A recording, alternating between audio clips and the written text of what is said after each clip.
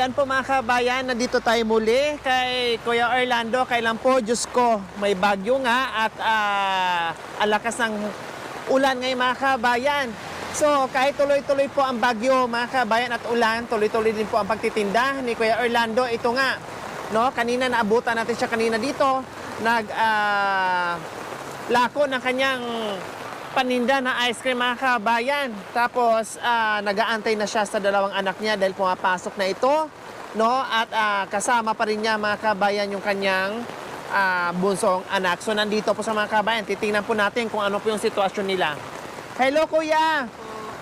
Ano nangyari sa atin? Ito po, inano ng bagyo. Ha? Kaya sakripisyo po talaga. Bagyo, ulan, pero tuloy-tuloy kayo. Kailangan pa rin po dahil kailangan mga ano lang benta pang araw-araw lang, pambili ng gatas.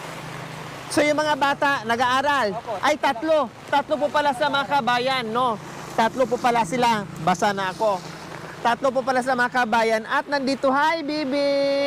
Nandito din po mga kabayan yung kanyang bunsong anak. Ayun po, oh. So, ayan, nilagyan na ng harang ni Kuya Orlando. Hindi na basta-basta makalabas yung kanyang bunsong anak dahil may mga nilagay si Kuya Orlando na safe yung bata, no? Pati yung bilhan na lang ni Kuya Orlando yan ng trapal, no? Ngayon kasi ay temporary nilagyan niya ng plastic. So, ayan, kasi marami nag-alala Kuya Orlando, baka yung bata, no, hindi nyo mapansin, tumayo, no, mahulog, wag naman. So, buti na nilagyan nyo. Nilagyan ng alambre. So, hindi na siya basta-basta makalabas dyan. Siyempre, hindi pa rin kayo aasa, no? O dinantinan nyo pa rin para kahit papaano mamonitor nyo yung bata. No? Kanina, nakita namin, natulog yung anak nyo. No? Kanina, mga kabayan, no? Habang naglalako ng ice cream si kuya, habang umaandar kung saan umiikot, nakatulog yung bunsong anak niya. So ngayon kasi mga kabayan, ang ginagawa niya, nagtitinda siya, tapos mga ganitong bandang 11:30, sinusundo naman niya yung kanyang mga anak nag-aaral. Tatlo po. So tatlo na talaga sila nag-aaral. Sabay-sabay na sila. So ito yung ginagawa nyo. Yung unang pasukan nila, sobrang masaya po dahil natuwa yung dahil nag-aaral sa tatlo sa lugar. Natuwa yung teacher nila kasi bumalik sa pag-aaral. Ayun. Ito yung goal mga kabayan na na-accomplish natin, no? Kaya binigyan natin siya ng sidecar para hila-hila niya, bit niya yung kanyang bunsong anak para hindi na apektado yung pag-aaral ng tatlong anak niya, no? Lalo na si ate at si kuya, yung panganay. Kaya lahat sila ngayon back to normal, back to school. Ito yung pinaka-importante kung bakit binigyan natin sila ng sidecar. Kaya maraming salamat po sa lahat ng tumugon sa plan C ni Kuya Orlando. Natupad na po yung kanyang pangarap para sa mga anak, pati yung pangarap ng mga bata na gusto mag-aral at hindi lang hanggang doon yung pamumuhay, no? Ito ay siyempre ay may magandang kinabukasan pagdating ng araw. Okay, sige. So, ayan po sila mga kabayan.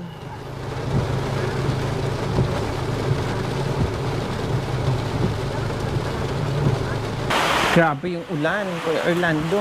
O, ang daming labahan. Lalaba po kami. Naglaba kayo.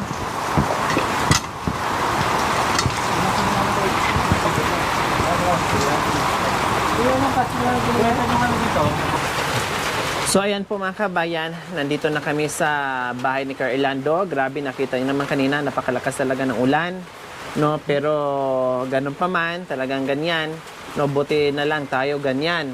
Hindi masyadong malakas yung hangin. Kasi yung ibang lugar ngayon talagang suspendido yung kanilang pasok dahil binaha, malakas ang hangin. Dito sa atin, ganito nga lang, parang tuloy-tuloy yung ulan, walang hinto halos, no? At walang haring araw na nagpakita ng ilang araw po mga kabayan. So Kuya Orlando, kumusta ang bago nating ngayon? Bagong plan C, kumusta? Umubra ba yung plan C natin sa plano natin? Sobrang masaya kasi talagang laking tulong sa akin, panghanap buhay. Dahil nung alas ng taon ako nagbabike, Kaya yung laking gaan sa akin paghanap buhay, tsaka yung sa mga anak pagsusundo, hindi sila nakasakay sa sidecar. Ayun, malaking ginhawa doon sa anak buhay mo. Plus, malaking pag-asa para doon sa mga anak mo na nag-aaral. Tama, Kuya Orlando? Opo. At si Bibi, siyempre, hindi na siya mahirapan, hindi mo na kailangan talian ng tela o yung carrier gamitan para mabitbit mo siya habang nagtitinda ka. Dahil dyan, nakita ko, ang ganda-ganda, ang sarap-sarap ng tulog niya kanina habang nasa biyahe kayo, habang nag-iikot para magtinda ng ice cream. So, ayan po mga kabayan, yung lang naman, no, kasi may nagtatanong pa kung kumusta yung plan si Kuya Orlando. Huwag na po kayo mag-alala, no, dahil okay na at higit sa lahat, nag-aaral na yung mga bata. So maraming salamat po muli sa lahat na naging sponsors mula umpisa hanggang ngayon na talagang binigyan natin ng pag-asa si Kuya Orlando sa kanyang kahilingan. Maraming salamat. So sa katunayan po mga kabayan, bago siya nagsundo kanina sa mga anak niya, ito, tambak yung kanyang labahan. To be continued siya mamaya mga kabayan, no? After niya maihatid sa school uli yung kanyang mga anak. So ayan po ang dami. Ito, ano ko na sa Wasing. Maraming salamat po sa mga mabuting puso na nagbigay sa aming pang sidecar. Laking tulong po ito sa amin. Muli po maraming salamat po sa inyo. God bless you po. Sa yung pag-aaral mo, Junior? Okay lang yun. Ha?